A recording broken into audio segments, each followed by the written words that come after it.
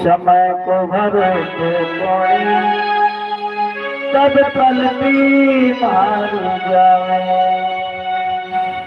समय का कोई भरोसा नहीं, कब पलटी मार दे। इसलिए धन पे तो अहंकार होना ही नहीं, धन पे अहंकार नहीं। और परमात्मा धन तो इतना देना कितना देना, साईं इतना दीजिए जामे कुटुंब समाए, और मैं भी भूखा ना रहूं साधु ना भूखा जाऊं। कितना देना।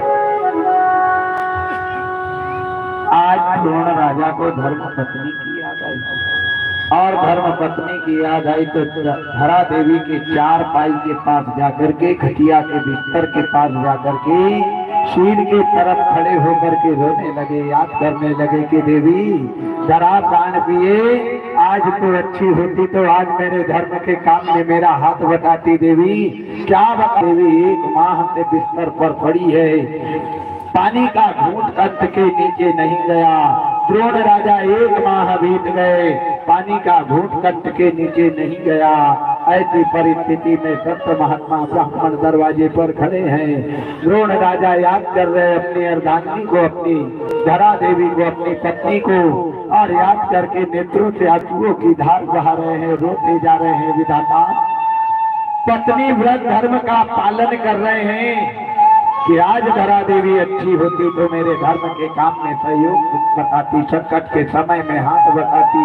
रोते जा रहे, याद करते जा रहे। जैसे द्रोण राजा की आंखों से अश्रुपात होने लगे, वही द्रोण राजा की आंखी से जो आंसू गिरे वो धरा देवी के शरीर पर गिरे, और जैसे धरा देवी के शरीर पर गिरे तो धरा देवी के तन पर जाकर के वो आंसू गरम लगने लगे। ध्यान देना, अश्रु भी 2 प्रकार के निकलते हैं। जब आंखी से आंसू निकल करके ये त्वचा पर आए और त्वचा पर आकर के आंखी के आंसू ठंडे लगने लग जाए तो समझ लेना बहुत जल्दी हमारे घर में, हमारे परिवार में खुशी आने वाली है। और वही आंखों से आंसू निकल करके ये त्वचा के ऊपर गर्म लगने लग जाए तो समझ लेना बहुत जल्दी हमारे घर में संकट आने वाला है। धरा देवी के तन पर, बदन पर वो आंसू गिरे द्रोण राजा की आंखों से। जैसे धरा देवी को गरम लगे, धरा देवी ने जो आंखें खोल करके देखा तो पति देव शीर के तरफ सिरहाने खड़े होकर के रो रहे।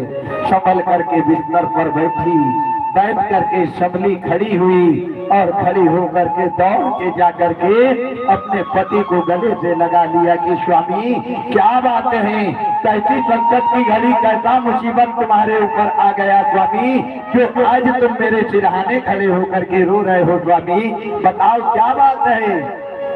द्रोण राजा कहने लगे देवी 1 पखवाड़ा 1 महीना बीत गया, अनाज का दाना मुंह के अंदर नहीं गया, क्योंकि राज्य में महल में अनाज है ही नहीं, अनाज नहीं है। मैंने संत महात्मा ब्राह्मण को दान नहीं दिया, और दान नहीं दिया तो पानी का घूंट भी नहीं दिया। 1 महीना बीत गए देवी, तेरे ऊपर महामारी का प्रकोप आकर के बैठा है। आज तेरा इलाज करवाने के लिए मेरे पास फूटी कौड़ी भी नहीं है, और ऐसी परिस्थिति में ऐसी